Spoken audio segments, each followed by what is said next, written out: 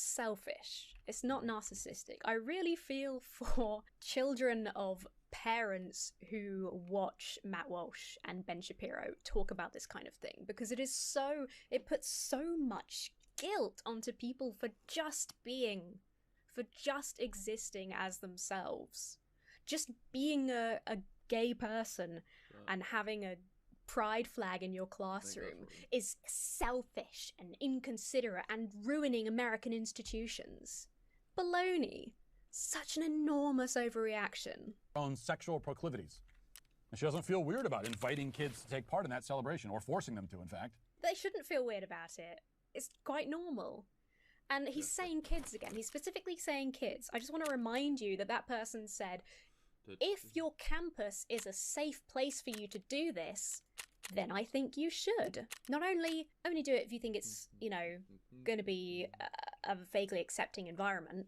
Maybe in the USA, correct me if I'm like barking up the wrong tree here. Is campus a way you would refer to a school in the USA? Because here you would the only time I've ever heard anybody say campus is in reference to a university, very smart. which teaches adults, fellow adults. And that's obviously like quite a young teacher, so it's going to be good for young adults to hear from the experiences of that person. There's nothing crazy or evil about that. It's not harming the kids. I strongly suspect, unless I am wrong about this, I strongly suspect kids aren't remotely involved anyway. Because I think this might be a person who teaches adults. Because this is her we're talking about. And what could be more important? What subject could be more pressing than the subject of herself?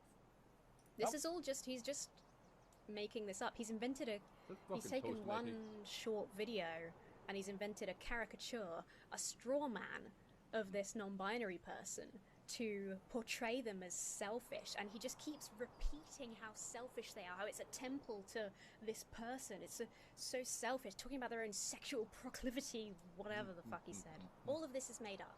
It's a complete fabrication, what he's doing right now, but he's using emotive language, and he's saying it over and over again in a convincing voice, so that scared Christian parents who are predisposed to be afraid of people who are different, people who they've not had the opportunity to meet and experience as just normal people.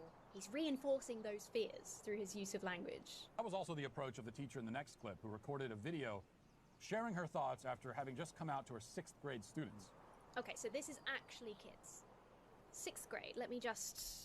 What age is that in the real world? Year 7, 11 to 12, okay. It was important that the 6th graders be told, who she likes to sleep with. They really needed to know that information. Again, I went through this already once, so I'm not going to go back in massive detail. Teachers usually come out to their kids because if you're a teacher and you're married or you have a partner, kids will ask you about it, okay? Sometimes they'll come to the school. It just happens. Same if you're a straight person.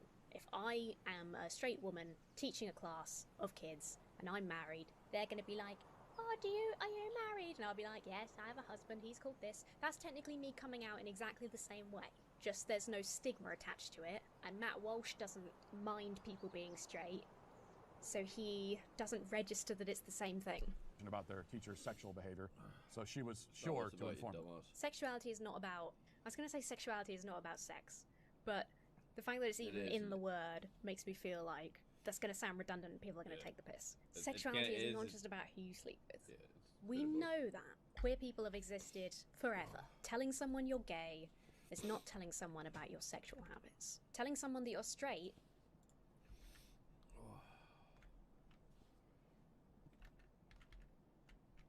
So you can actually get a kill this time. Just keep fucking up my kills. Ah, god damn it. Give me a fucking kills. It's a terrible fucking score.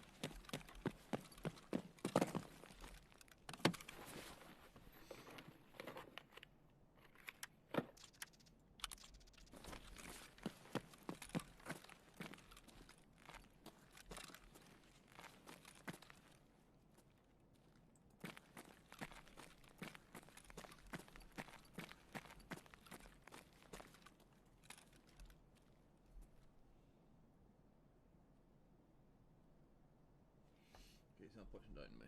Good, good. Oh, what's that?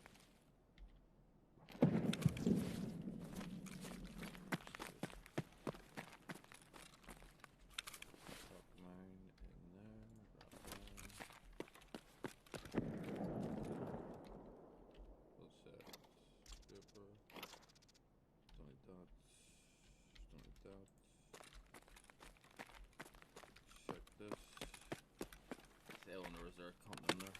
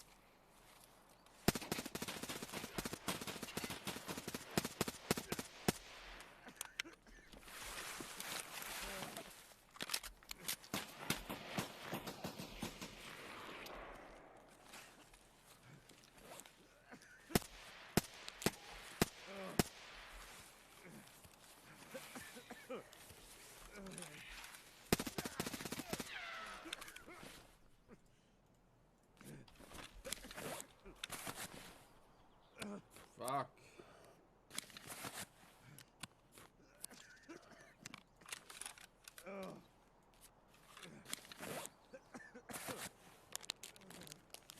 That was some horrendous shooting on my part.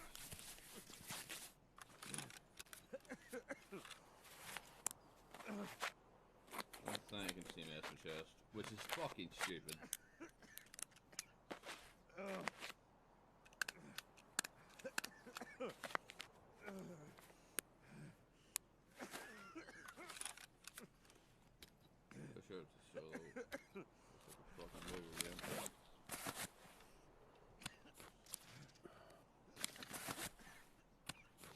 Still on single player there. Still on single player. Fuck. Sick.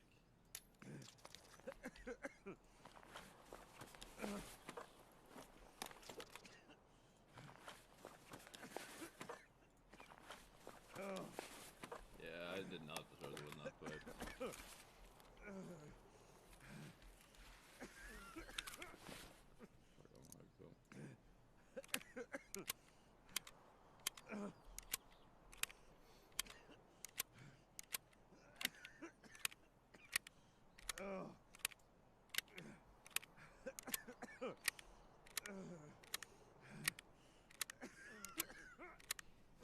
Fucking hunter around to make you bleed like an absolute bastard. Fuck up so bad, even the cheap shitty ones.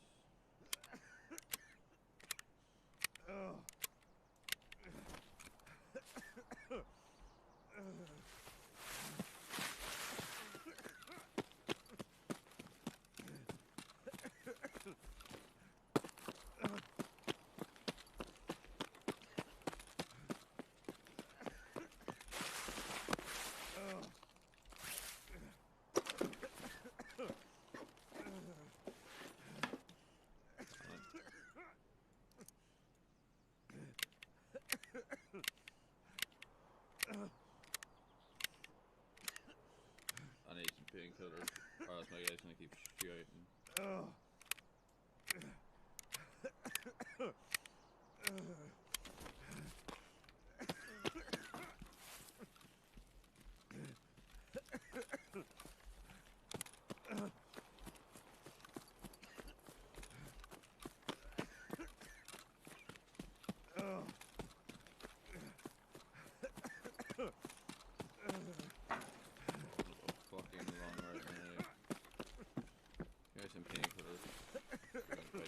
I do with this guy. Oh, look.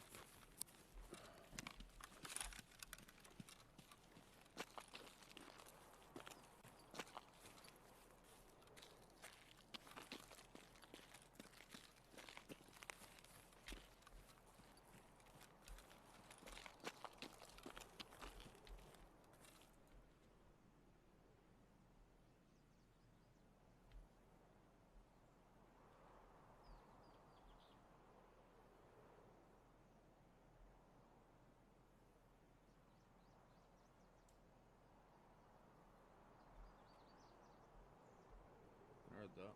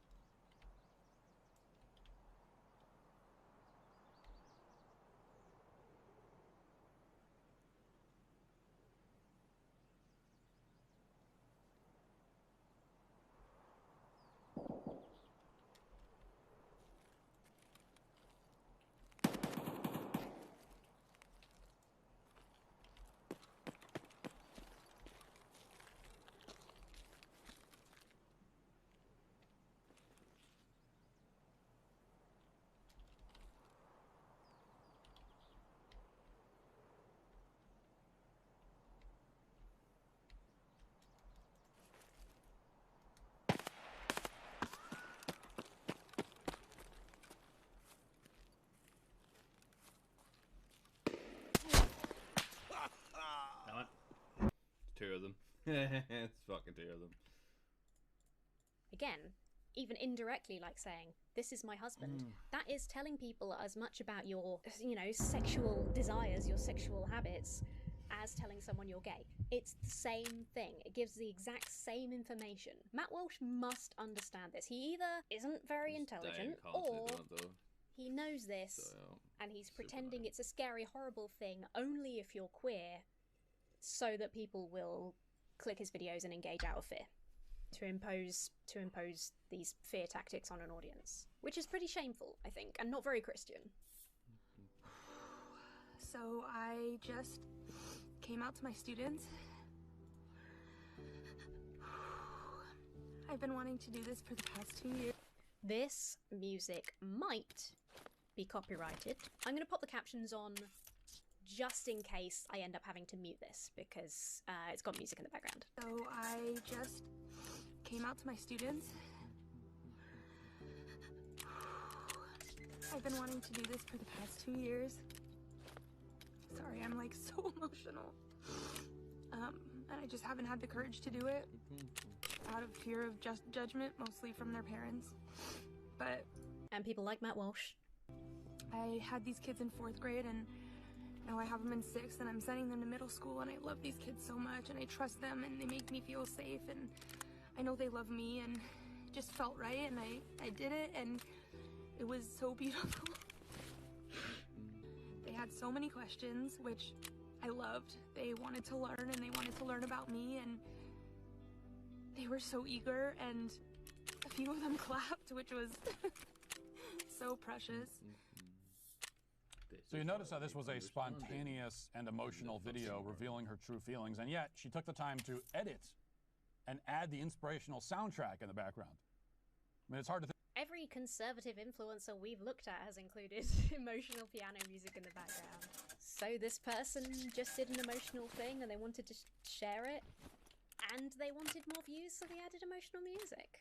I understand that it can make it more frustrating to watch. God, I complain about it with the conservative people we look at all the time, so I'll accept this as a fair criticism, but I don't think we should claim that it means that this didn't happen the way she's saying it happened. Think of a better example of main character syndrome than that. Notice also how she says that they make me feel safe. That's an adult woman, a teacher, referring to the 11-year-olds in her classroom. And she says that... Is he going to elaborate on why that's a problem? I think what that statement says is terribly sad for a completely different reason than Matt Walsh does. I think it's so sad that people don't feel comfortable and don't feel safe in front of, say, the parents. Because of that fear of judgment. I just think it's sad that only the young, curious, eager to learn people who haven't been exposed to that kind of judgmental views, who Matt Walsh's kind of judgmental views, only those people can be so encouraging in this situation. I think that's a real shame. They wanted to learn about me. Maybe they did. Or maybe they felt forced. Dude, he's got 4 kids. How does he not understand kids this badly? Of course kids want to learn about you. Have you ever taught a class? Like I said, my mum was a teacher. They loved her because she's the best. But they were all over her all the time. They wanted to know, oh, are you married? Are you this? Are you that? They want to learn about their teachers, because teachers are like this weird other species, you know? When you're that age, you think they live in the school, and when you find out they've got a life outside, you're like, what? Tell me everything. I'm confused. I don't understand. That's just, kids are extremely curious. The fact that they wanted to learn about her is very realistic and normal. To pretend that they did. But whatever the case, do we send kids to school so that they can learn about their teachers? No, but does it happen just as a consequence of just being around a human being? Teachers are also human beings, right? The teachers that kept me and my schoolmates the most engaged at school were the ones that told us stories, that engaged us about their lives and wove it into their teaching. It made it approachable, it made it interesting. The teachers that just stick to the textbook and nothing else, those are the boring snooze teachers that you learn nothing from. And okay, teaching styles is a subjective thing, but Matt Walsh is saying this like it's an objective problem for a teacher to ever reveal anything about their life to a student. And yet, I 100% believe that if a straight teacher was talking to a class of kids about their partner, their straight partner, and it was a heterosexual relationship, he would never bring it up. He would see no problem in it. It's only a problem if the person isn't straight or cis. It's only a problem when the gays are doing it.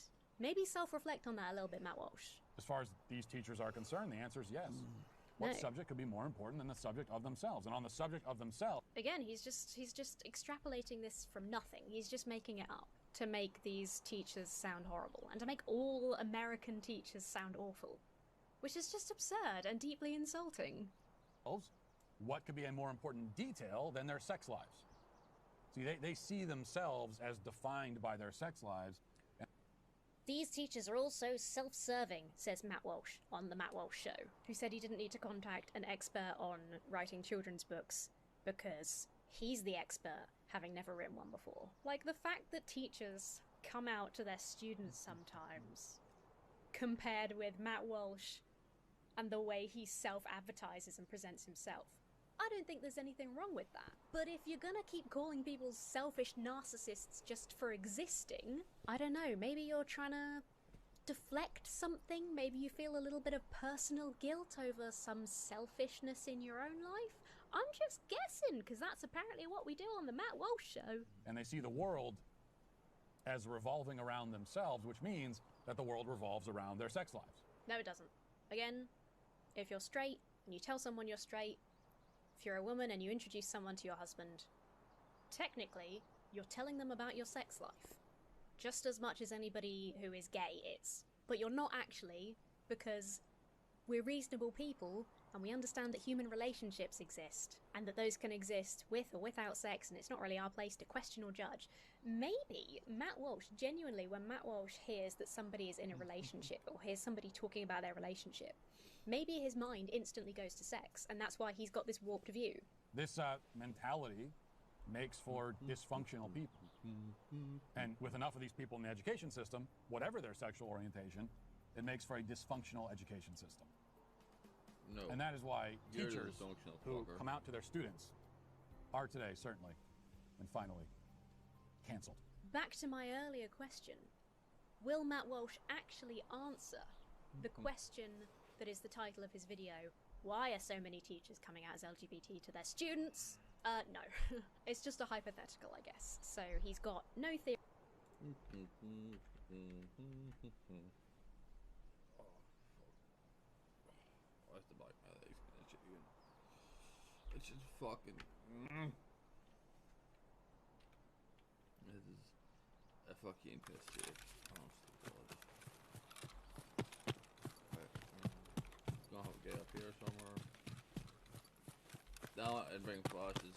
Should have brought flashes.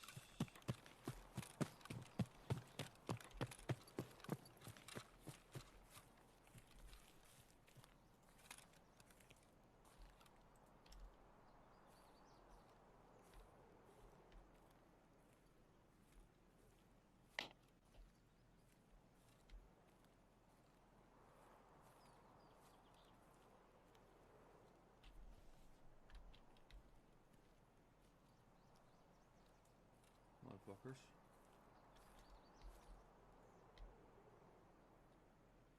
Should be a dickhead up here somewhere.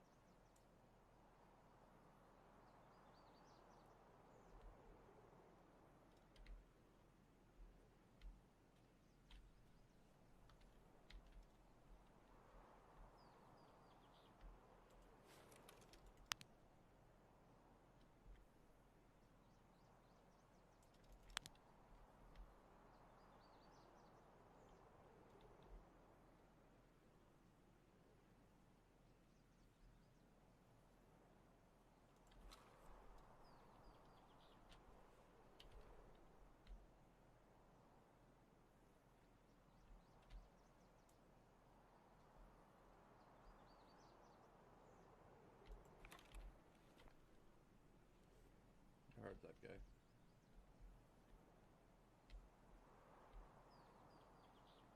Thing's over by the thing.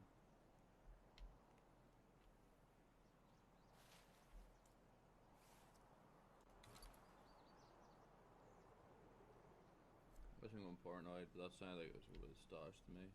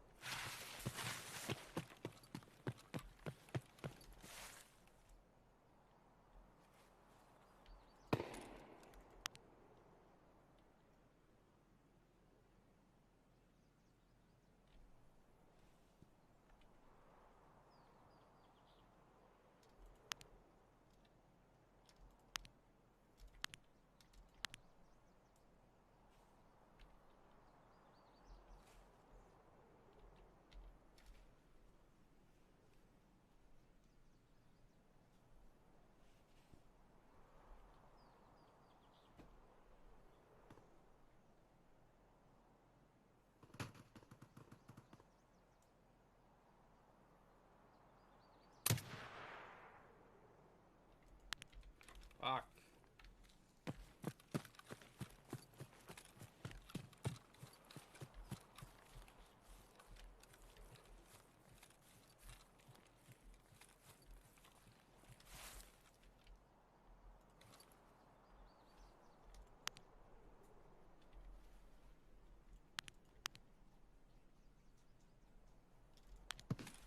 Not picking that shit again. If I was him, I'd be going wide right about now.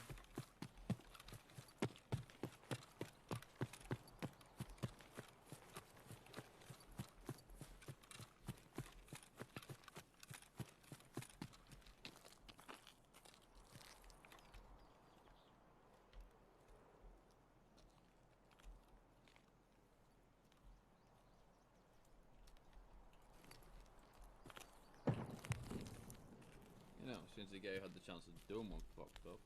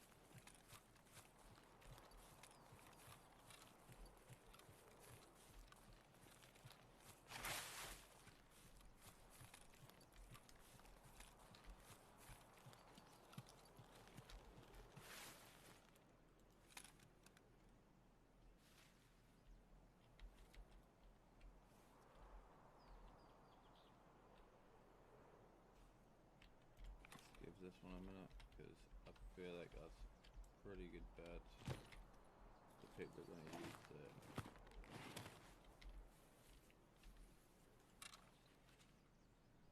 jump over here.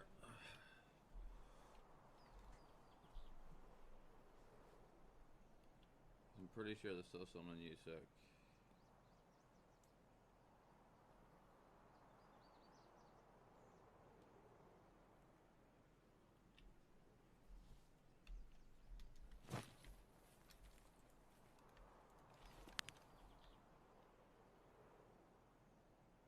That was dumb.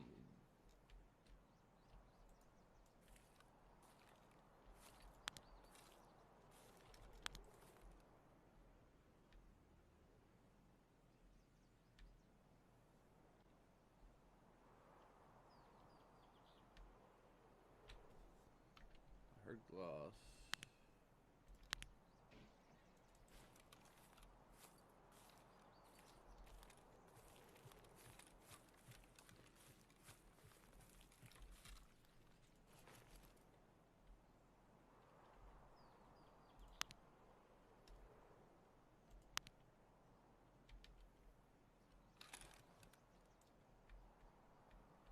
something.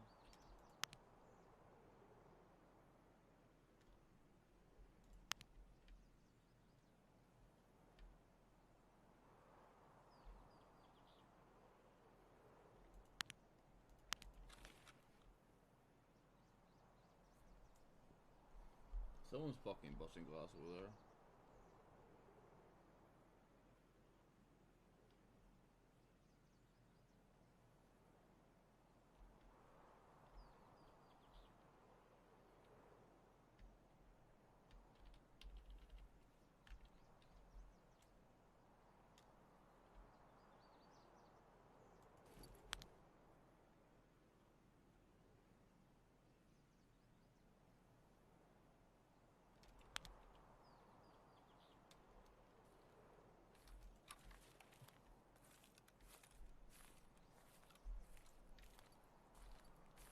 He's busting glass away though.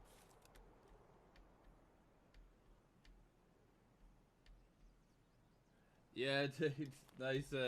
Yeah, I played that fucking terribly. I heard you coming up at me when I finished off the other dude, so I went up the thing to get some pain meds, so I could try to get down. But yeah, no, I fucking fucked that shot up. I should have approached way slower, because I already knew you were going towards the gas anyway. But c'est la vie, c'est la vie.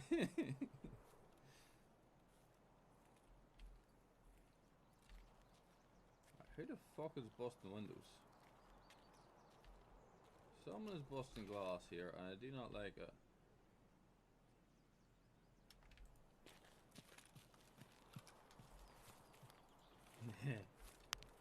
Last few days, Tarkov's just been taken from my ass. I keep making stupid little mistakes, but oh well. Ooh. Okay, that's not someone going for. He's not going for the drop then. He is going for checkpoint. Means if I go up the thing, I might be able to come off from gas.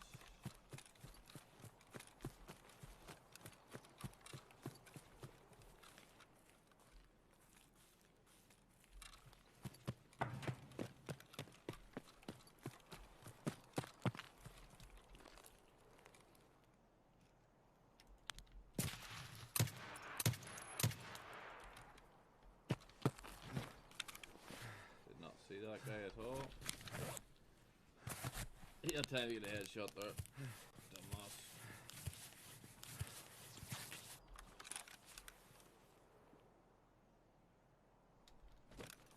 Question is, was it solo? Fuck off, fuck off. I just fixed my arm.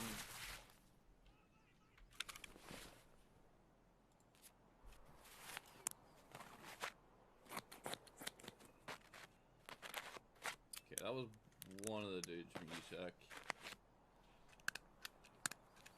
Thought I heard a second fuck right in there. I need to get some fucking stuff from a guy. He's pretty fucking banged up right now.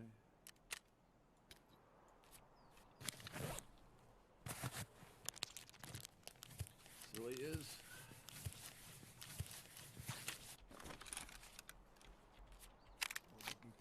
Oh shit.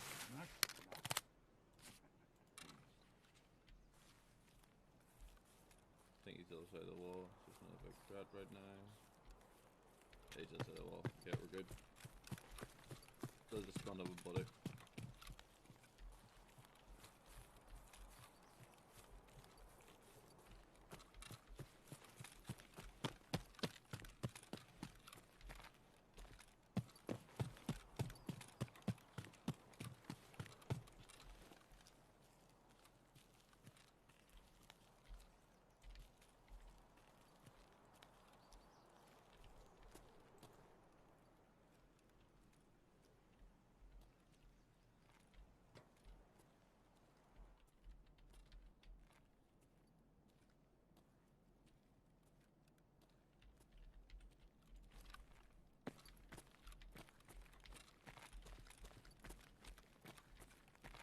Holy shit.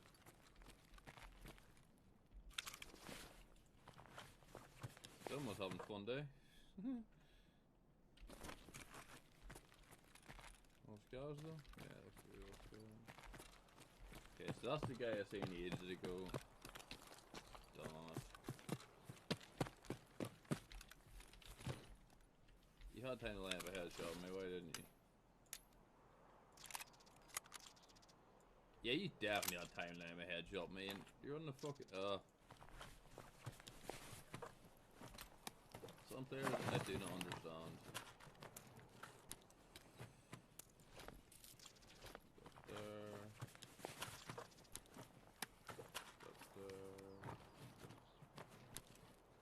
You're growing some stuff, thank you.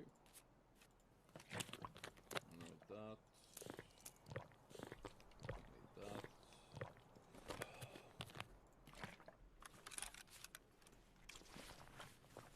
What if full health? No, half that one. You get up on the thing.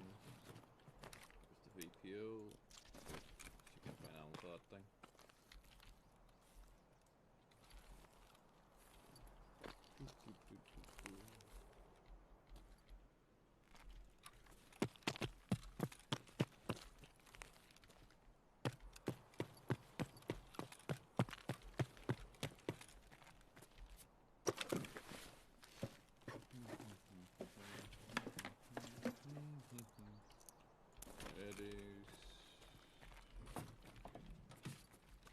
Yeah, you must have hit that en route. Check you seconds actually. I don't think you hit them yet.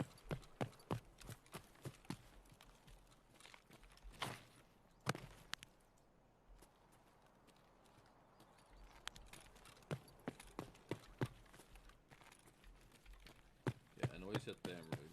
I'm pretty good grab the body by that. Scav? Yeah, scav. There.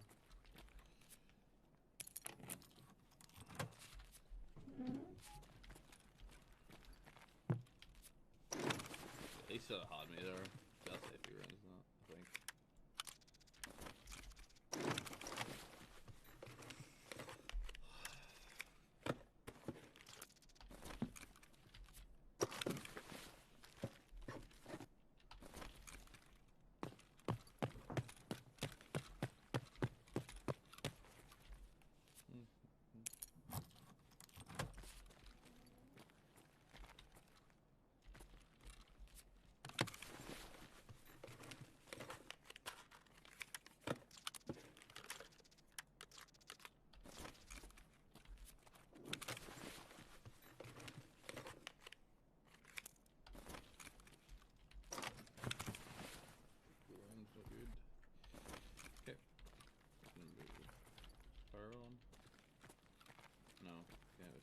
Power on right again.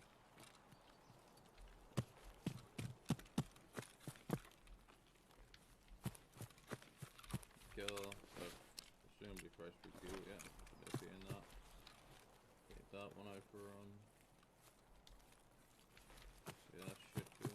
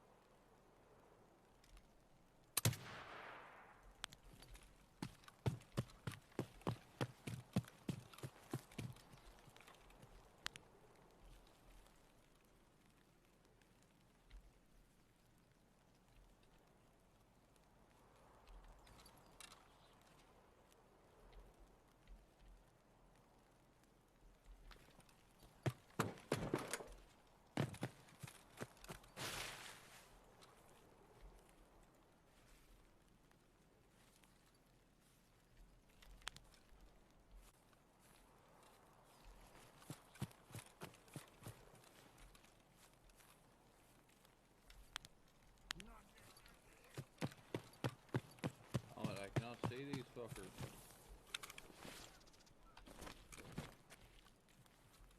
Well, yeah, shot. Those a head-on shot, so his body should be about here.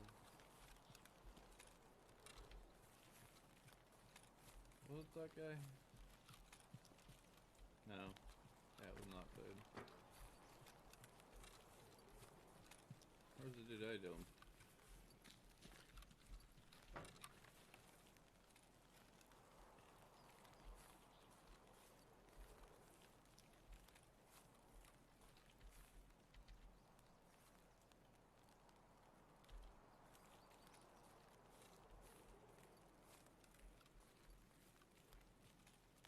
Where the fuck did I shoot this guy?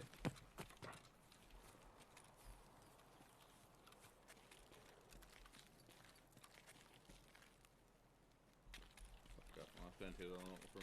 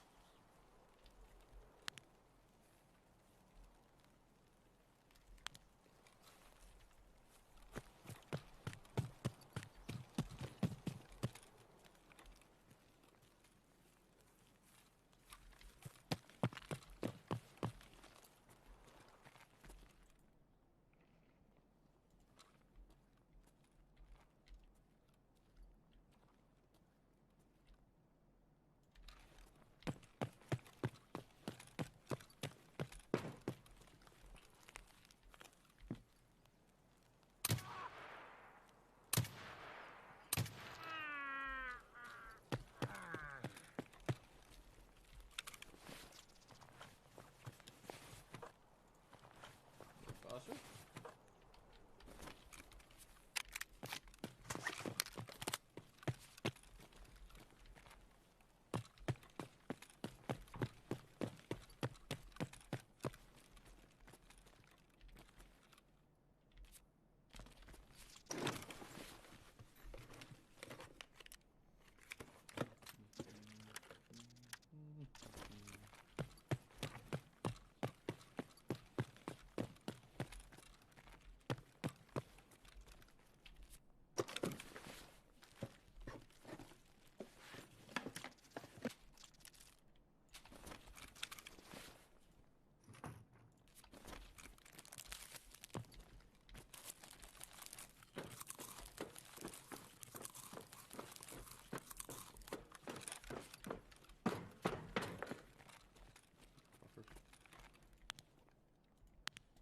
Body there for a second. This one's gonna close that. Nope. That shit. So it's all still.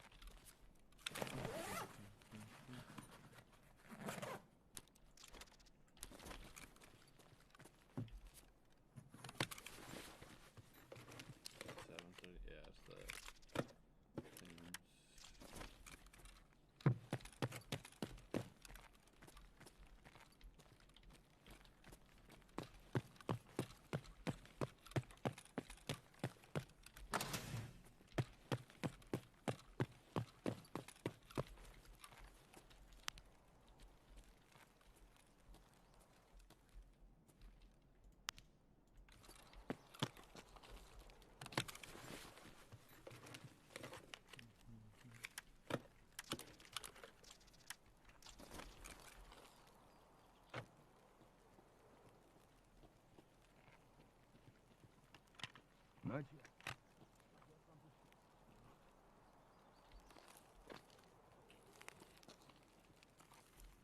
Кепка, кепка! Вали кепку!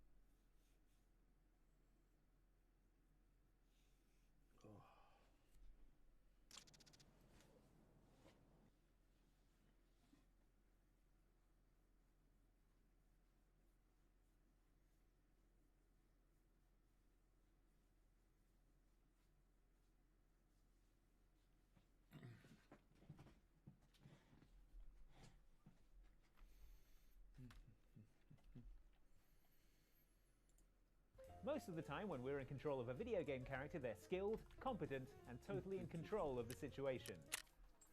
Whoops, that's a grenade. Sorry, that was me. Most of the time. But then sometimes a cutscene will take over and our previously proficient protagonist will suddenly forget all their powers, provoke some deadly enemy, or stand around like a lemon while the villain sets into motion their dastardly plan. And guess who has to deal with the consequences? That's right, Muggins here. Thanks a lot, cutscene me. Here are 7 times you inexplicably became an idiot in a cutscene. Enjoy, and beware spoilers ahead for the following games.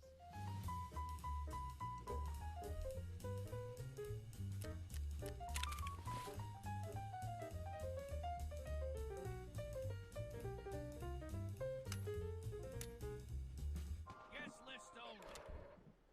If your name's not on the list, you ain't going in. Let's see, A, no, that's not right. B, Bane. Ah, here it is, Batman. Batman claims to be the world's greatest detective, which I think is a little generous considering that all the supervillains he catches aren't exactly masters of subtlety and remaining incognito.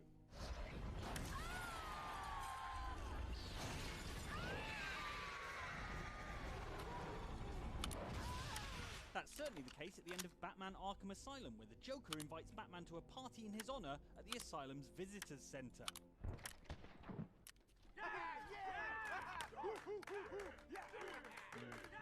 Now, I feel like the world's greatest detective would probably be a little wary of an invitation like this from their greatest enemy and nemesis, but Batman marches right on in, pausing only to savagely beat the inmates sent to form a welcoming party for him.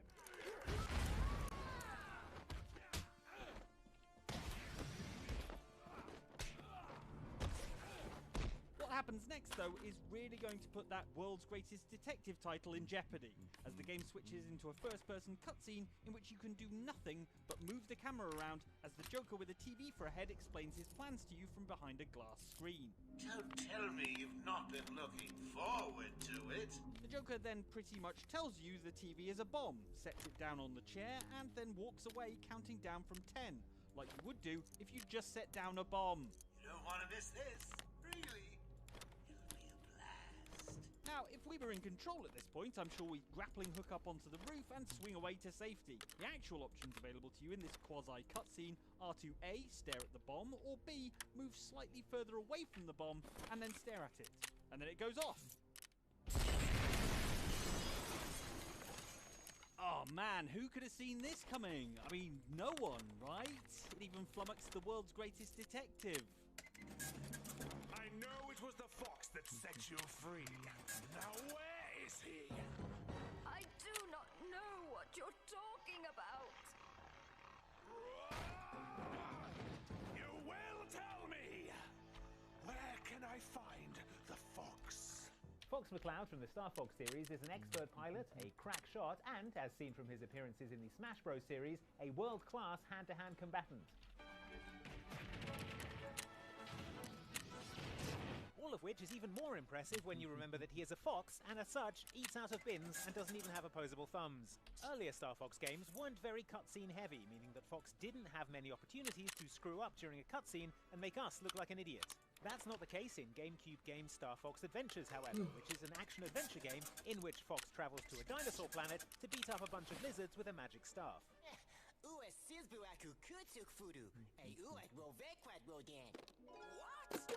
This game is full of cutscenes, including one in which Fox displays some of the worst marksmanship ever seen outside of a Star Wars movie. Most of the time in Star Fox Adventures, you run around killing dinosaurs with the aforementioned magic staff, which handily also shoots lasers. Despite this being a fairly early 3D game, hitting enemies with these lasers is very straightforward, and before long, you will consider yourself a master of magic staff marksmanship.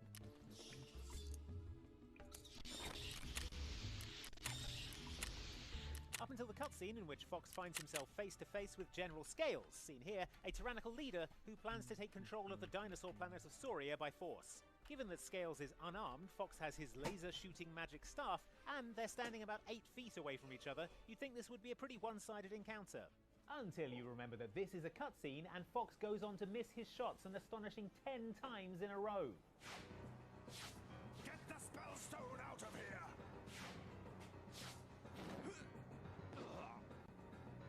Scales even grabs one of his minions to use as a human shield, but needn't have bothered on account of what a breathtakingly bad shot Fox is with the weapon that we were using just fine moments ago in normal gameplay.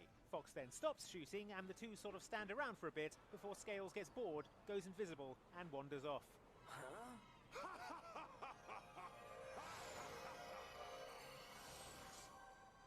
For Fox's sake! There it is. The Chintamani stone. I can't believe we beat them here. It's beautiful. Yep. Magnificent. Now let's smash it and get the hell out of here. Wait. Something's not right. Towards the end of Uncharted 2, Nathan Drake makes the discovery that the Chintamani stone, the ancient Marco Polo involving MacGuffin that he had been searching for all game, was not in fact a wish-granting gem, but actually fossilized tree sap from the Tree of Life, and so it probably wouldn't be helping him out with tomorrow's lottery numbers. There's not actually a stone. It's the resin, the sap from the Tree of Life. Okay, hold on. Now you've lost me. Drinking sap from said tree, however, does make you practically invincible, so you would think Drake would want to stop the game's main villain, Zoran Lazarevic, from doing that. Luckily, thanks to some expert platforming from you, the player, you are able to make it to the base of the tree, gun drawn, before Lazarevic, who is totally unaware of your presence, can take a sip. Unluckily, it's at this point that a cutscene takes over, and so Drake, who hates Lazarevic, knows that if Lazarevic drinks the sap will become invincible, and has a gun, stands there and does absolutely jack all while his archenemy downs a nice handful of plant-based god mode.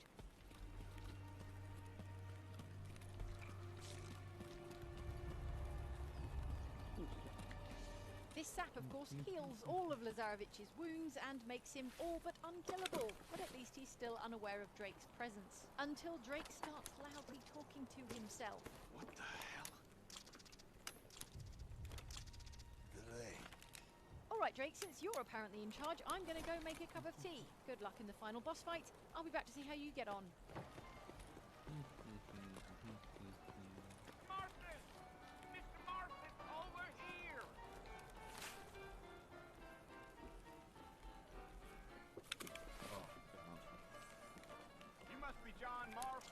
Sometimes. I'm Jake. Your friends from Blackwater hired me to guide you. They ain't my friends, but pleased to meet you, Jake. An interesting example, this one, as this next piece of cutscene idiocy comes right at the start of Red Dead Redemption, meaning it kind of sets the tone for the rest of the game to come. And yet nowhere else in the entire game does John Marston do anything as foolish as daring a bunch of angry armed men to shoot him, not even when trying to climb the saloon stairs while drunk. After the initial cutscene in which John arrives in New Austin, he and his local guide ride up to Fort Mercer, which you may guess from the name, is a heavily fortified building that is extremely easy to defend. He's there to bring in his old gangmate Bill Williamson, who is on the run, desperate, and backed by loyal gunmen who are willing to kill to protect him. Bill! Bill, I've come for you! How to handle this delicate situation? Well, I think we all agree not the way cutscene John Marston does it, which is to walk up to the fort in broad daylight without any backup, stand out in the open, and loudly shout at Bill Williamson to surrender or else. The details of or else, presumably TBC. Go away now, John! Don't make me kill you!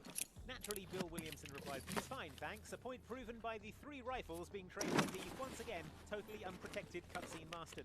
In fact, given that Bill is a wanted man, I think it shows incredible restraint on his part that no one does anything to John until John himself makes the first move by slowly removing his gun from his holster. Again, another world-class bonehead play. Well? Oh. Poor John. And so John Marston gets shot, obviously, and you, 10 minutes into this game, start to wonder if you perhaps made a mistake buying a game about the adventures of this obviously very stupid man. Luckily, he gets better, in every sense. But come on, cutscene John, seriously. Damn, where I put it? Where the hell did I put it? Shit. Leons, you okay? Ach, ты хер ебучий! A message say I gotta go get Jizzy's phone after he made the call. Then I can ambush the meet and take down those baller pushers from Los Santos. Friendly. Grand Theft Auto San Andreas doesn't often ask you to be stealthy. Found any dead? It's a good thing considering...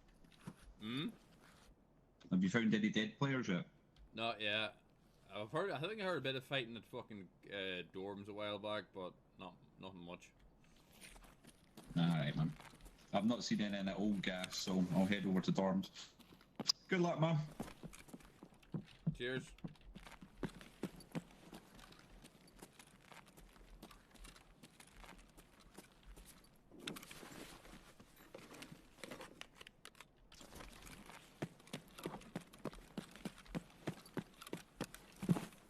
I'm in a tank right now. But there are rare stealth missions in the game. One such mission being Ice Cold Killer, in which CJ has to infiltrate a strip club in order to steal the phone of regrettably named character Jizzy B. It's that time of the week again. Your provider's about to make that special call. CJ clearly understands this is a stealth mission. The mission starts with a cutscene in which CJ is searching for a silenced weapon so that he can sneak in undetected. And your regrettably worded mission objective throughout is to sneak up to Jizzy. As such, you'd expect the success condition of this mission to be a stealth assassination, right?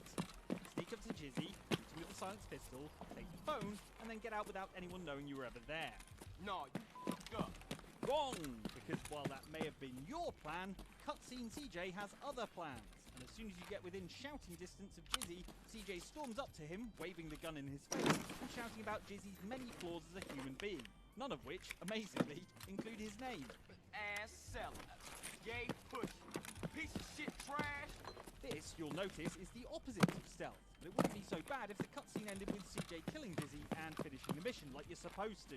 Instead, this cutscene ends with Jizzy running away sarcastically slowly while you stand there and watch him leave, counting down the seconds until you're given back control of your character and can actually do something about it. Or you can try to, at least. Now all the bodyguards in the building are aware of your presence and keen to shoot you to death. Great, now I've got to use my own head. Today is not a good day.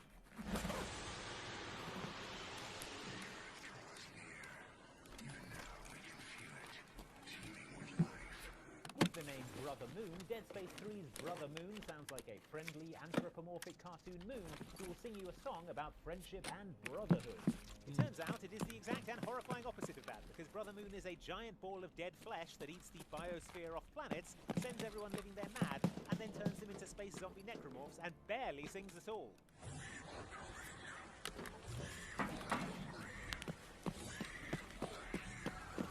Once pretty much everyone is a necromorph, something called a convergence event happens, when all the necromorph's flesh Friendly. to form a Brother Moon.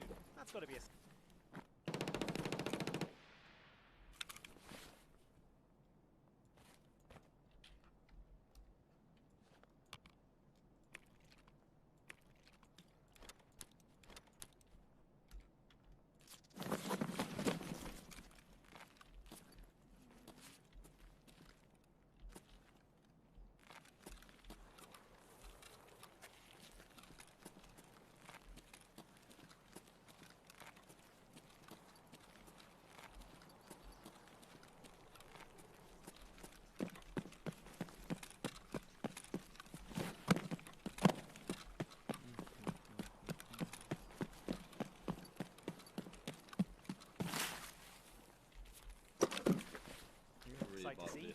capture made of mince. Anyway, it's a bad time, so you probably want to avoid it happening to the planet you're on, if at all possible. And you probably would have too, if not for our old enemy. That's right, cutscenes.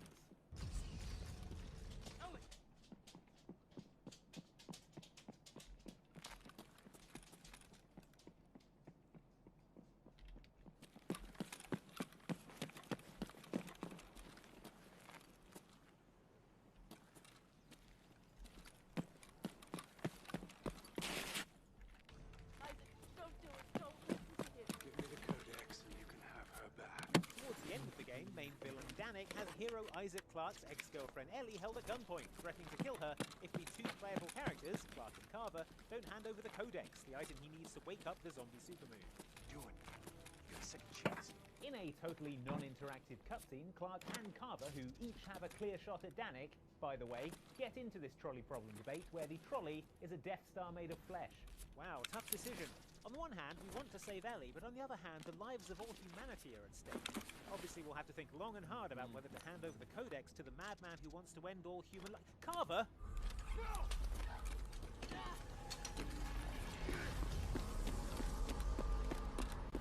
So, Carver hands over the key to destroying everything to the guy who wants to destroy everything, and then guess what happens? I've done it. I've finally done it. Darkness is at hand. The evolution begin. Well, at least Danik's happy. Or not. We were unable to break through the enemy line without you to lead the Edelweiss. Now that you're back, we'll launch a tank offensive on your command. All right, good. Squad 7, commence the attack.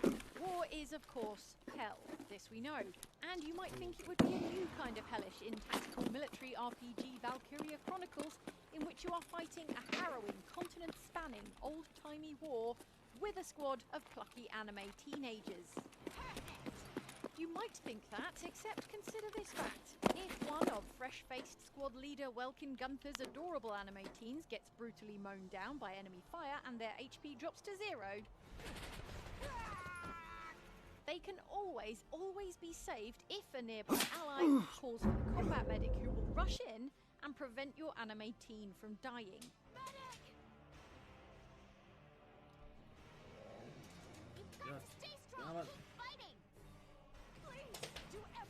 Oh, it was so bad. So, Valkyria Chronicles might depict a grim was so international conflict. But at the very least, these warring nations have highly advanced battlefield medicine for curing soldiers who have gotten shot to pieces.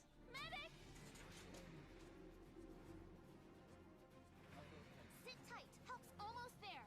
Given the constant availability of highly skilled medics, we can only assume that you and everyone else in Squad 7 blanked embarrassingly hard during this cutscene, in which 16-year-old Isara Gunther, adopted sister of the main character, is having a poignant conversation with one of her comrades, and then this happens.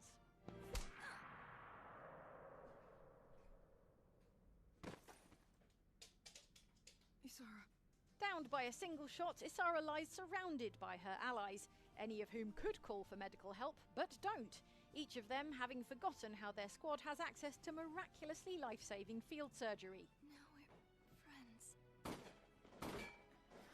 In the normal course of the turn-based gameplay, you would have 3 turns to send for a medic to rescue Isara. Isara! In the course of this cutscene, however, everyone stands around for ages, being shocked and sad, and having deathbed conversations with Isara, and basically doing anything but trying to administer first aid to her as she dies very slowly. You wanted wings. Eventually, Isara gets fed up of waiting for someone to call the medic and dies, leaving everyone to kick themselves when the cutscene is over and they remember medicine is a thing. Isara! Hey, thank you so much for watching this video about the times you inexplicably became an idiot in the cutscenes. Now, a smart thing that you can do to prove that that's not happening to you is to click on one of these 2 videos. Here's a nice one from us, and down here, very thought-provoking, smart video from Outside Extra, I expect. One of their real think pieces. So check out either of those 2 videos, and we'll see you back here next time. Thanks for watching. Bye!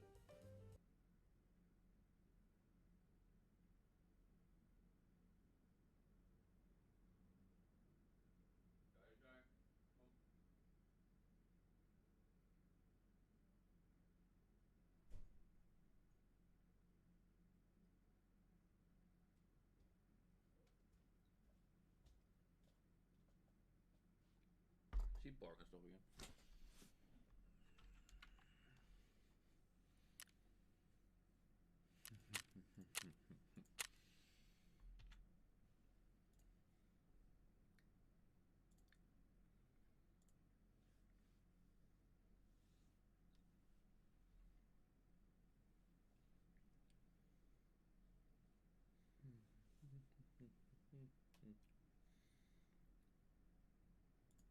Being a hitman is a serious business, and the really good ones, like Agent 47, are able to maintain a cold, dispassionate demeanor throughout their missions, killing with ruthless efficiency and emotional detachment. At least that's the idea. Sometimes Agent 47 takes just a little bit too much joy in his job, pulling off kills that are gruesome, involve elaborate costumes, or are simply designed to maximize his target's terror, like a much more stylish Jason Voorhees. Hey, what are you? With that in mind, here are 7 of the most over-the-top hitman kills that are straight out of a horror movie. Enjoy! Good evening, 47. Your primary target is at the book reading in the Sapienza Church, across the Marina Square. It is invitation only, so you will need to acquire one, or find another way to infiltrate. Hitman's bonus Patient Zero campaign added some new targets to the Hitman 1 levels, including Craig Black, the titular author in the Sapienza-based mission of the same name. Black is the author of the spooky Cassandra Snow novels, a series of books that are hugely successful, and I mean, from this reading, you can see why. Constantine pushed in front of me to distract their dead eyes from my living aura, and I cried out to him not to. Brave to hear it. I flew at them. Now, there are plenty of opportunities to kill Black in normal, boring, hired assassin ways, but if you prefer to go full Blumhouse on this thing, you can dress up as a serial killer and stab him to death with a pen. This version of Sapienza is crawling with Black's fans, including this one, who is dressed as a character from the books. You know which one he signed? Book 4. So suck it. Suck it! Sidebar, presumably this contract was taken out by the producers of the Scream films, who want Black dead for copyright infringement. Once properly attired, all that remains is for you to wait for a break in the book reading and then silence Black for good, because truly, the pen is mightier than— oh god, it went right in his eye! Oh, I think I'm gonna be sick. Kill confirmed. Craig Black has been eliminated. According to the medical journal, Caruso suffered a breakdown last year. He claims to have found his mother's favorite record playing in the empty dining hall and seen her chairlift move by itself. Upon hearing the service bell ring in Isabella's old bedroom, Caruso entered alone and was later found unconscious by his staff. He claims to have no recollection of what he witnessed inside. Now that is interesting. Silvio Caruso, the target in Sapienza's World of Tomorrow mission, is in what could be charitably described as a fragile mental state. That's due to the recent death of his overbearing mother, which has hit him pretty hard. I mean, he killed her, sure, but still, dude is cut up about it. All right. I did it. I did it. Are you happy now? So you'd have to be some kind of monster to concoct an elaborate scheme to murder Caruso based around convincing him that his dead mother's spirit had returned to haunt him to death. Record? How is this possible? Or, I guess, Agent 47, who can do just that by playing a gramophone record of Mrs. Caruso's favourite song before setting her old stair lift going. Stay calm. Face your fears. This is not like last time. And then finally ringing the bell in her bedroom, sending a panicky Silvio running to the room alone to confront his mother's angry ghost. Stay out here. I need to go in alone. Sir, if you'd only tell me what... Didn't you hear? That was her sick bell. Just like last time. At which point, you can jump out of a box and stab him with an amputation knife. Is anyone in here? No!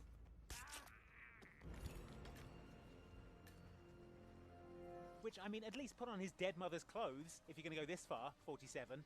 Not even an option. Unbelievable. I have the star of the Prague Philharmonic on stage, ready to play a blindfolded rendition of Schubert's Ave Maria on the harp, for God's sake. And you're telling me that you lost the sodding dagger? I'm really sorry, ma'am. My team received no notification. You sure they didn't give you a crate number? They did not give me a crate number. I was told you people would have it under control. The Ark Society, whose annual billionaire prepper event you're infiltrating in Hitman 2's Isle of Scale level, are already pretty creepy, what with their whole eyes wide shut vibe and spooky headgear. Maximum creepy, however, has to go to the ceremonial burial attire that they've laid out for Janus, the Society's founder, who recently died peacefully at his home. As old Trotsky said, just as a lamp. Finally, end to Janus. Semi-peacefully at his home. Anyway, if you want, you can snag this ultra-creepy get-up for yourself, complete with old man mask, flowing robe, and it has to be said, adorable little shoes. Now, it would be a waste to not commit a horrible murder while dressed this spookily, and so you can also take Janus's place at his own funeral, lying down in the casket and whispering to the fortunately blindfolded harpist that the ceremony is ready to start. We're all set. Cue the music. Now you're able to kill Zoe Washington in truly one of the most terrifying ways possible, by taking the place of a dead man and then sitting up and stabbing her with a ceremonial burial dagger mid-gloat. So long, mastermind.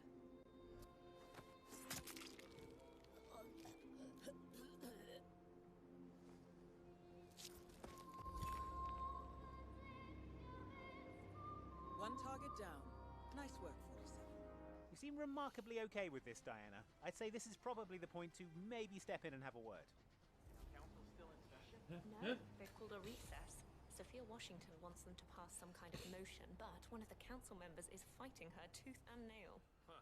Wouldn't happen to be Jebediah Block, the coal baron, would it? Yeah, how do you know? Staying on the Isle of Scale for our next kill, only this time with a different, but no less unsettling cult outfit. This time belonging to the coal baron Jebediah Block, who apparently dresses like this when he's not out overseeing fossil fuel mining operations. Nay. Excuse me? You heard me. Nay. Dressing as Block and acting like a disruptive jackass at the big Doomsday cult meeting gets you a private audience with Zoe Washington's sister Sophia, which takes place in the foreboding tower of the castle at the highest point of the island. So, are you gonna tell me what the hell you're...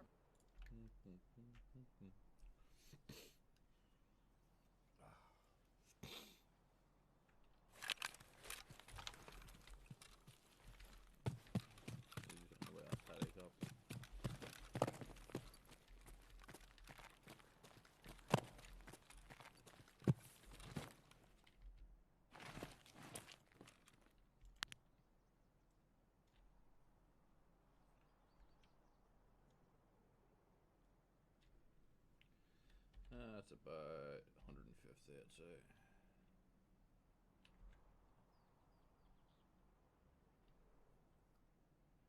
Let's knock that down to 100, actually, get a bit closer.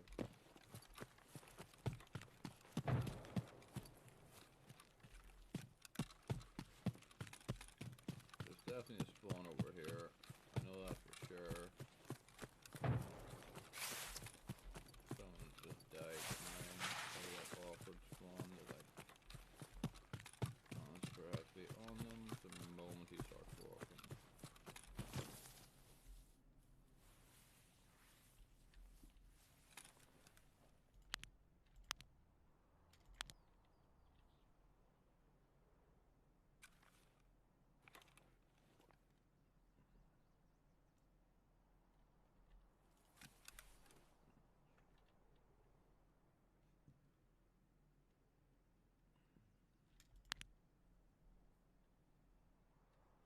Fucker. He's gonna come this way. Can't really blame you.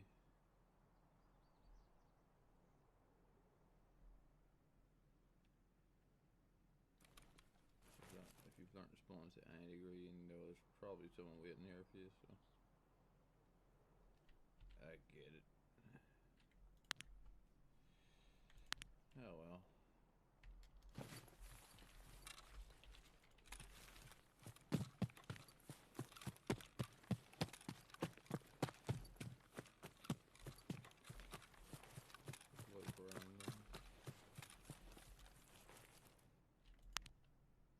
Oh. That wasn't my gun.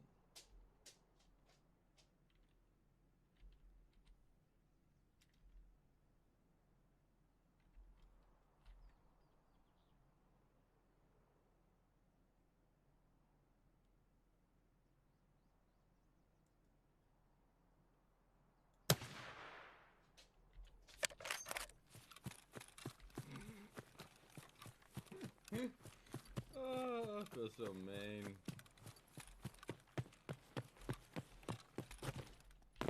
Sorry, buddy. But I think you're one of my headshots. How is that not? Oh, okay. Shorelight's not one of them. My bad.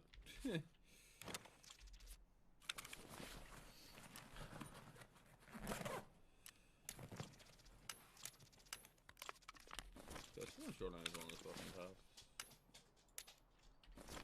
Oh well. C'est la vie, c'est la vie.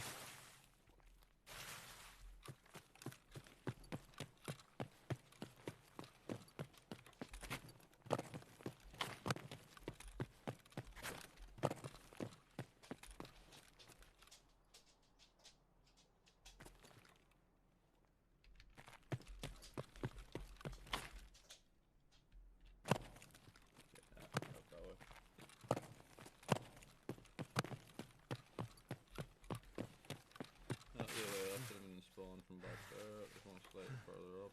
Just need to be careful now. They might have went to the helicopter.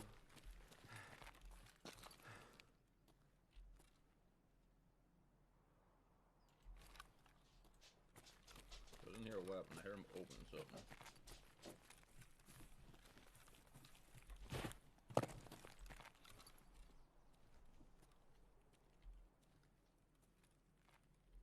Free mid cam the fuck.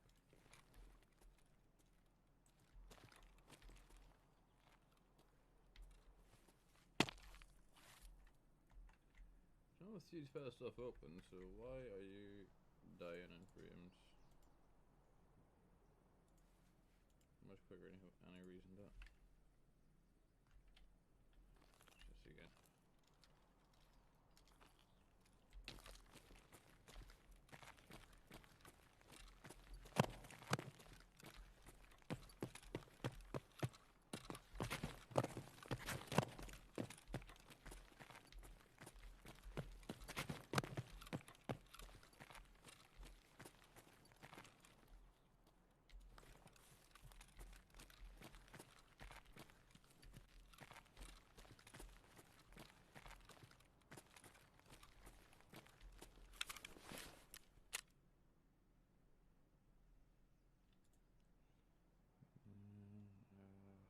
Recon area right in the lighthouse, that's just going down there. Pumping station, kill birds. Just kill them a few more culties. Fine for financial though. They should be dying here in the helicopter.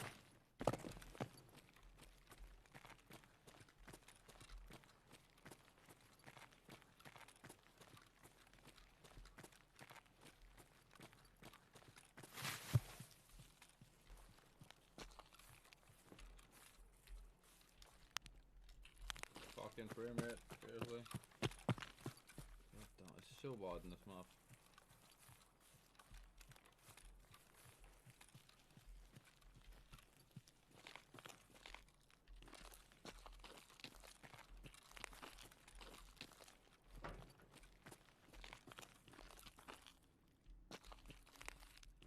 Maybe there's a body somewhere.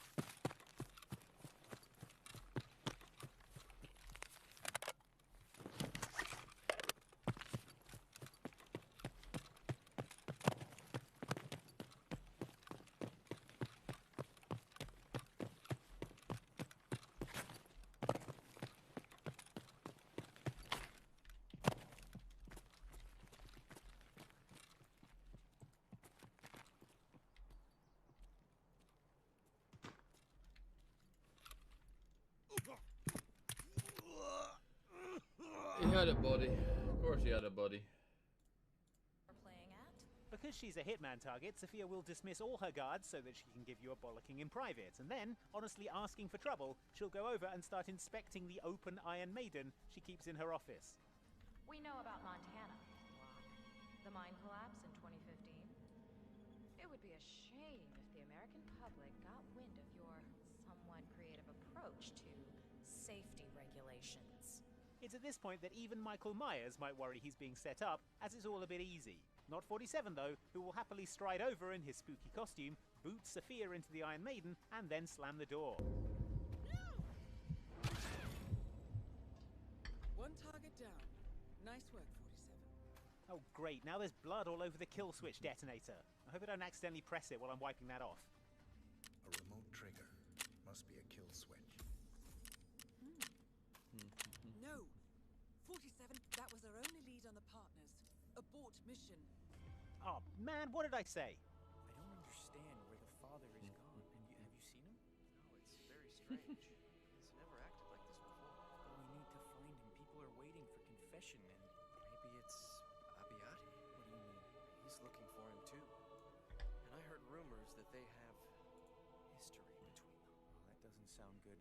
We need to find him. He needs to do his work. God's work. One thing serial killers in slasher movies love to do is leave their victims in horrifying poses for people to find later for maximum scariness. You'd think 47 wouldn't be into that on account of the whole covert nature of the ICA and all, and yet here we are in Sapienza again, strangling a priest so that we can do just that to corrupt politician Marco Abbiati.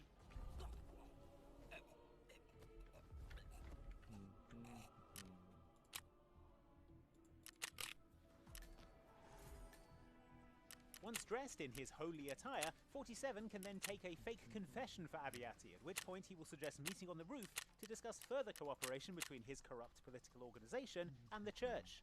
Maybe join me on the roof where we can talk a bit more privately about how we can scratch each other's backs. Further cooperation that doesn't take place because His Holiness Agent 47 then tips Abbiati over the balcony, where he plummets to his death impaled on the church spire below.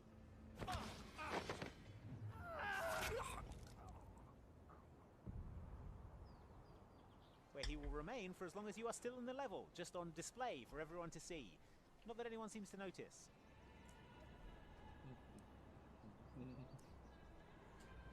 Will be interesting to see how this affects his polling. Boy, am I glad to be out of that office. It feels like a damn rainforest.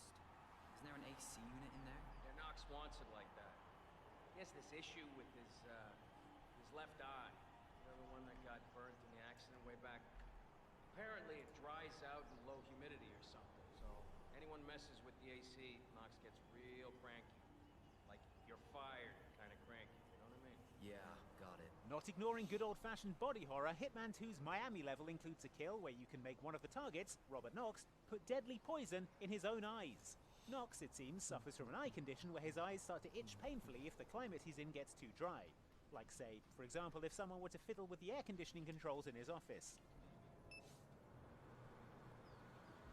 Now Knox will go off in search of his soothing eye drops, but the joke's on him because Agent 47 has poisoned them.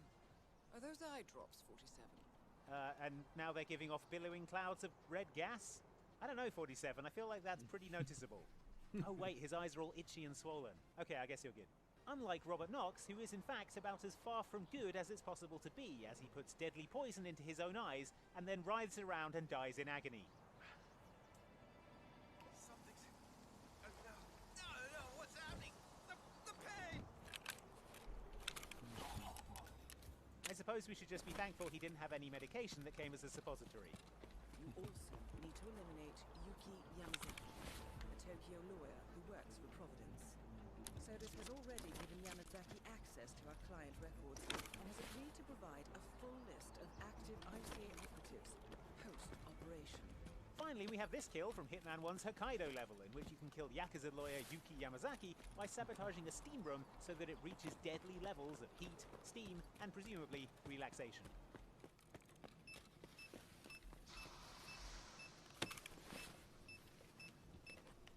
That's not what makes this kill so horrifying, however. What makes this kill so horrifying is that once 47 bars the door so that Yamazaki can't escape, he then appears at the window so that he can maintain eye contact with her as she loses consciousness, which, I don't know, doesn't seem strictly necessary, 47? Hey, what are you... open this door! Are you insane? Let me out, right? Now let me out!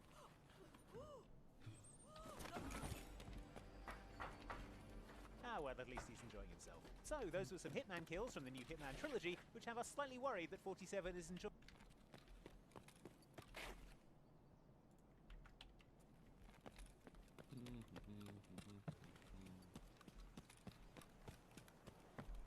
Hello and welcome to my channel. Vice Rhino here. Today I'm looking at another Prager Use videos, this one promising 4 new arguments for God. Well, it's been a long while since I've seen any new arguments for God, and even then, they were just new to me at the time. There hasn't been a truly new argument for God that I'm aware of in probably centuries at this point. So I'm curious what these new arguments will be. Let's go!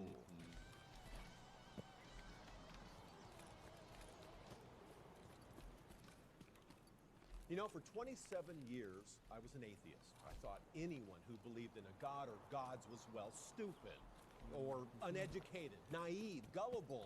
Okay, so this is one of the I used to be an atheist, then I was presented with Christian Apologetic X, and now I'm a believer type of stories. Okay, that's nice. I really don't care about your personal story, though. Just tell me what apologetic it was that convinced you, and we'll see if that does the trick. Because, honestly, you're not doing your side any favors by painting your old atheist self as an abrasive, self-righteous prick. All that does is set Christians up for a surprise when they learn that not all atheists are like that. In fact, most aren't. Certainly, many of us go through what is known as the angry atheist phase upon coming out of religion, but in most cases, that is a temporary phase, and in my experience, the non-religious community is an incredibly generous community. I've done a charity fundraiser every Christmas for the last 3 years, and every year I've surpassed the initial goal of the fundraiser, last year by several $1,000s. The guys who do the God Awful Movies podcast used to do an annual charity fundraiser called Vulgarity for Charity, where they would come up with creative insults for people in exchange for donations to charity. Both Jonathan and Vice Rhino would like you to take it to Doug Ford, the Trump-esque premier of Ontario. Why don't you take this one with me? Okay, Doug Ford, looks like somebody tried to summon a Patronus, didn't really think it through, and they just, like, yelled out, "Chris Farley Nazi!" What? God, panicked. Why would I yell Chris Farley Nazi? Shit. And he's somehow even more pink-orange than Trump. He looks like he got mad that hot dogs aren't shaped like a ball, so he decided to become that. Well, I can help you out here. See, he's orange like that so that when you leave him on somebody's porch, they'll try to stomp on him, and then he'll be all over their shoes. He looks like middle-aged Biff from Back to the Future 2 swallowed young Biff from Back to the Future 2. And in 2019, their fundraiser was so successful that they still haven't finished with the insults. And if I recall correctly, they ended up raising over $250,000. But of course, this is just anecdotal evidence. But researchers have found that non-religious individuals are motivated to generous action through compassion, while religious individuals are motivated more through doctrine, a communal identity, or reputational concerns. In other words, atheists give out of the goodness of their hearts. Religious people give out of a feeling of obligation to their church. And if I may extrapolate my own hypothesis here, the idea that they gave to the church can stop them from giving to actual helpful charities because they feel like that's part of what they pay their church to do. But unfortunately, tax laws in most countries don't require churches to actually disclose where their money goes. Now that said, there was a recent voluntary survey conducted by the Lake Institute on Faith and Giving, which found that churches were spending a whopping 72% of their income on administrative stuff, and another 6% on dues, leaving a huge 21% of their income left over to spend on actual charity work. A good chunk of which is devoted to proselytizing instead of, being useful. And if you look at the breakdown of the various programs, 35% of the program money is spent on worship. How do you even spend money on worship? I don't understand that. Now, compare this to something like Modest Needs, which spends 4.6% of its budget on administration, another 4.7% on fundraising, and the remaining 90.7% of its income actually helps people.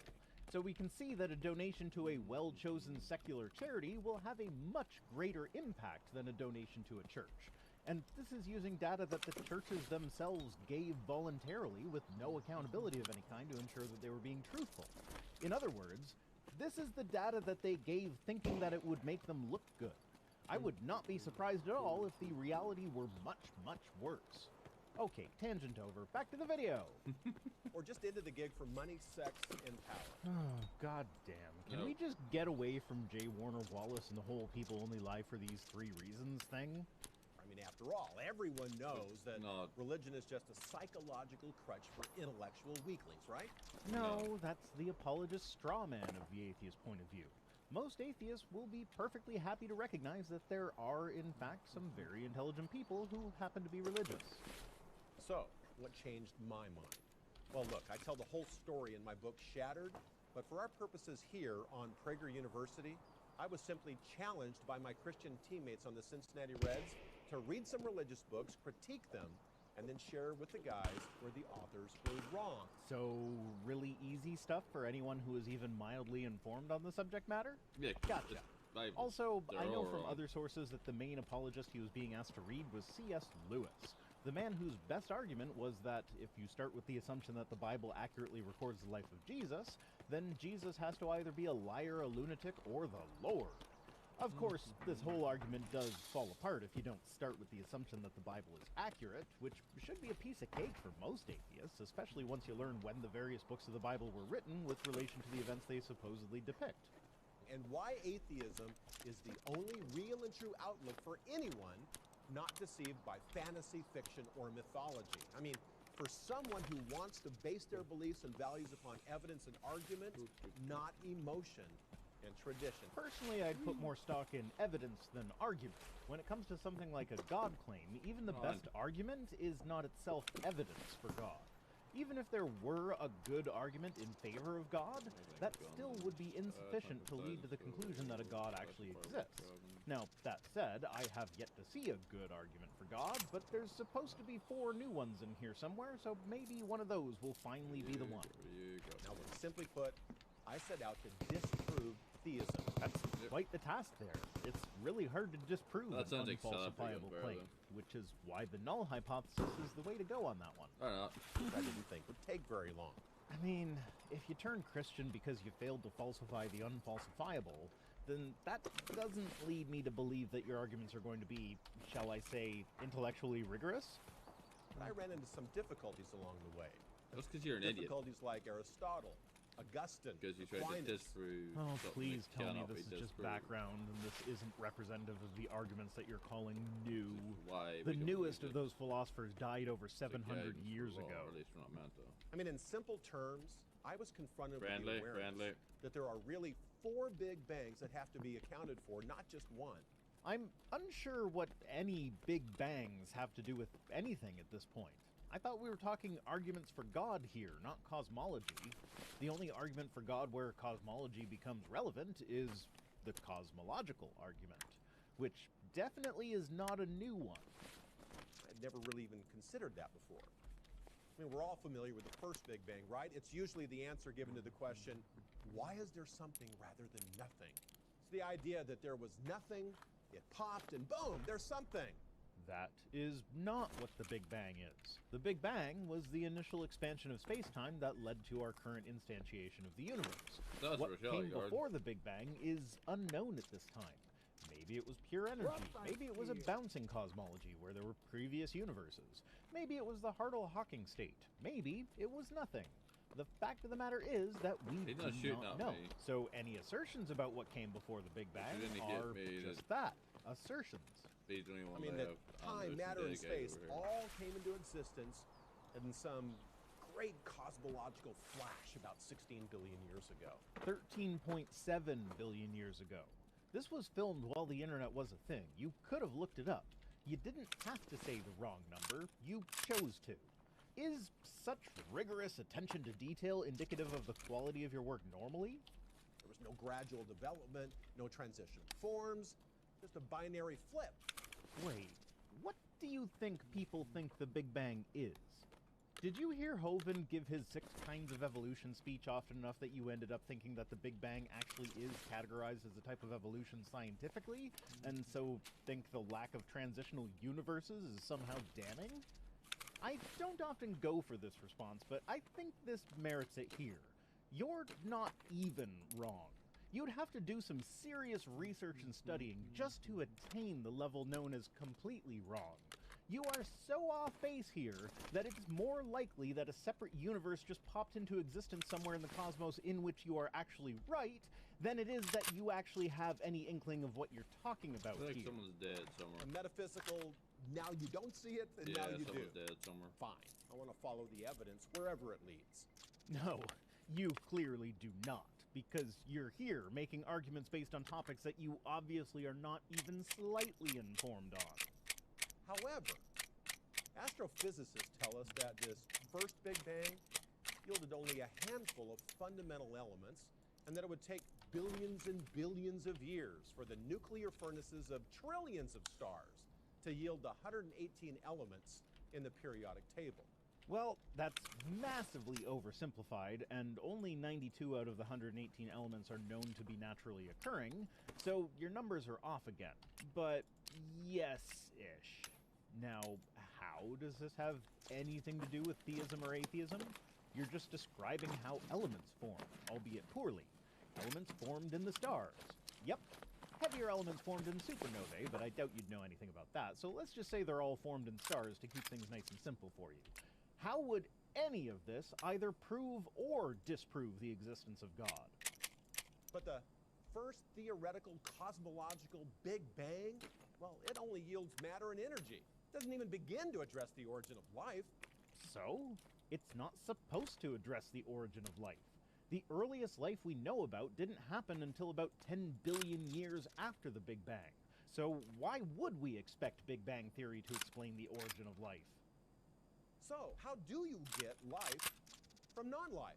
There are many hypotheses on the matter, none of which are conclusive at this time, but a lot of them are quite plausible. Given your complete lack of understanding on anything to do with the Big Bang, though, I'm just going to go ahead and guess that anything you have to say about abiogenesis is going to be similarly ill-informed. How did abiogenesis occur? I mean, the notion that something can come from nothing. No, abiogenesis is not the notion that something can come from nothing. Abiogenesis is the notion that autocatalytic chemical reactions can spontaneously develop given the right chemicals in the right environment, an autocatalytic reaction being a reaction that ends with one of the products being a compound that catalyzes the same reaction again, and over time, these autocatalytic reactions serve to concentrate other chemicals, and over more time, life developed. At no point did this life come from nothing, nor was it in any way related to the Big Bang. And of course this is massively oversimplified, but the specifics are almost as easy to find as the known age of the universe. So I guess they'll just forever remain a mystery, because that's just too much damn work, apparently. Where's the evidence?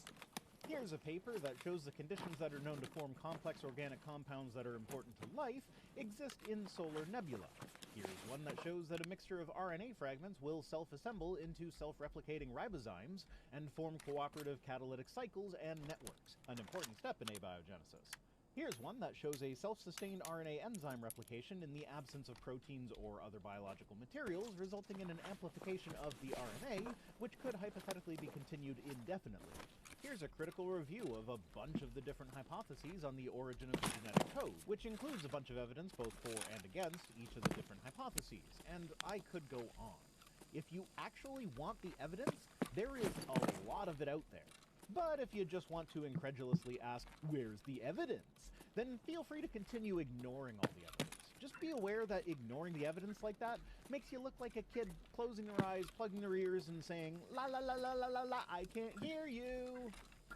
Well, you're going to need another something from nothing leap of faith, some kind of biological second Big Bang. Oh, God. Are your 4 Big Bangs the 4 new arguments for God? Because the first one was just a botched rephrasing of the cosmological argument, and the second one, if it's the origin of life, is just a god of the gaps, We don't have all the details yet, therefore God did it. For all the mind-blowing advancements we've made in physics, biology, and chemistry in just the past 100 years, we're still no closer to making it happen. We don't have a clue. No, you're completely wrong. We are way closer to being able to make life in a lab now than we were in Einstein's day. Hell, we've been making synthetic life for over a decade now, and advances in things like microfluidic technologies are bringing us closer to developing truly synthetic life, with everything in the organism being built by us, rather than using some naturally occurring elements combined with the synthetic genetic code. Experts estimate that that breakthrough will happen sometime in the next decade or so. Are you telling me that this does not represent any progress in molecular or cellular biology since the 1930s, when we didn't even know what DNA looked like? The closer we look, the wider the chasm. That's how most things are. The more you learn about something, the more complicated you learn that thing is. When teaching a toddler about colors, do you go into detail about how the colors aren't really colors, they're just the results of which wavelengths of light are reflected by the material you're looking at? And these wavelengths of light stimulate the various cone cells in your eye in different amounts, which creates an electrical impulse that your brain detects and interprets as color? And even that is a big oversimplification. Or do you just maybe say, this is red, and that is blue? Does the toddler that is taught that this is red and this is blue grow up and learn that the colors that we see mostly correspond with the various wavelengths of light, and then declare that this is now a lot more complicated, and there's way more things that they don't understand about color, and therefore color must come from God? No, of course not. That would be ridiculous. So when we look at something as apparently simple as color, we find that the closer we look, the harder it is to explain and the more complicated it gets. This is how learning works. Why would this not apply to the origin of life? I mean, sure, we've learned a lot about how to manipulate life forms, how to